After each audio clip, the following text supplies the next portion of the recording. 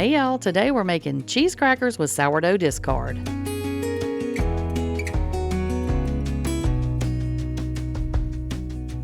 Okay, so the first thing that you're going to need is some sourdough discard, of course. And this is mine. I keep it in a jar in my refrigerator when I have some. And then, like when I pull it out for a recipe like this, I let it sit on my counter to kind of come to room temperature, okay? So what you're going to need, or what I used in this recipe, you can cater it to however you want to do it. I am adding 200 grams, or about a cup, of the sourdough discard. I'm just going to add that right into a small bowl, and you can see how thin that is, okay? So we need it to be thin because sourdough discard is super, super sticky, and the thicker it is, the stickier it gets, and the harder it is to work with. So let it come to room temperature if it's cold. So once you get that done, you're going to add in 2 tablespoons of melted butter. So 1 tablespoon per 100 grams, or 1 tablespoon per half cup, okay, if you don't have a scale. So once you get that butter added, you're just going to mix this up. And look, I got to pull baby whisk out again for this little bowl. But you're going to mix this up until your butter is fully incorporated into your discard, okay? So you can see again how super thin this is, and it's going to thicken up again in a minute, and we don't want that, so I'm going to show you how to fix it.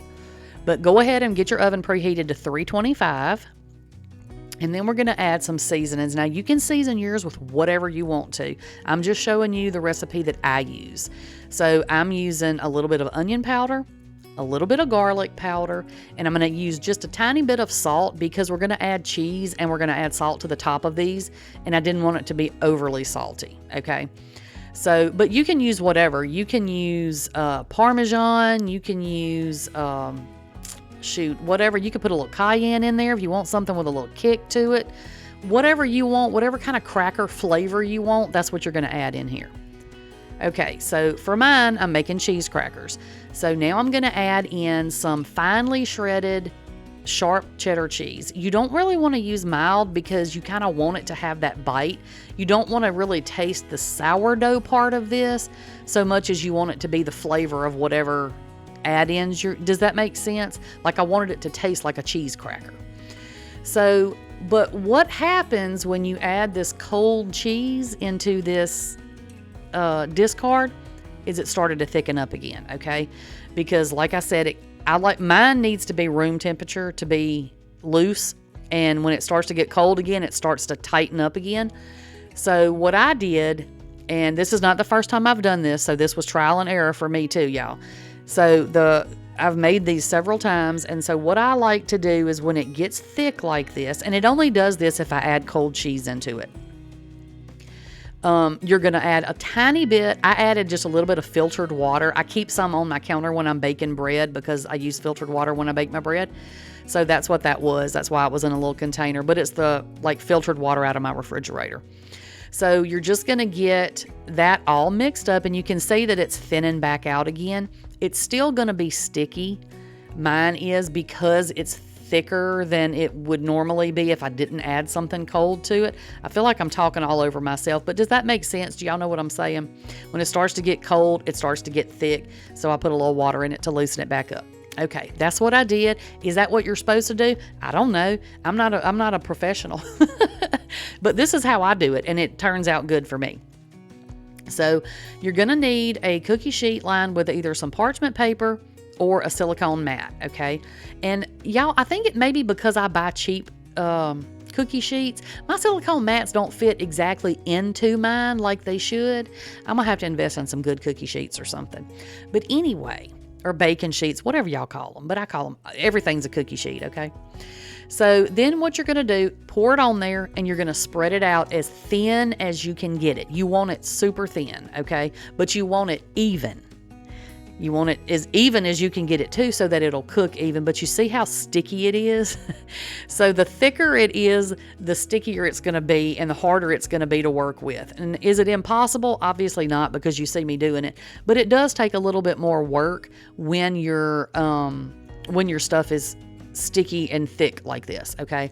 So you're just going to keep working with it until you get it all spread out all over your cookie sheet, okay? Get it as spread as thin as you can, as even as you can.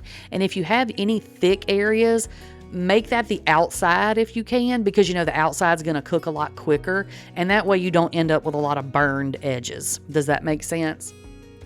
So once you get everything spread out, go ahead and sprinkle on a little bit more salt, and I'm just using some fine sea salt.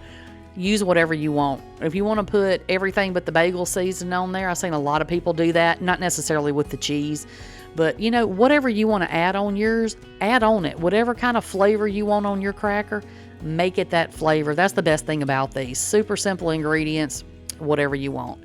Pop those in the oven for 10 minutes, okay? They're not going to be done, but we need to do something else to them because these are crackers, right?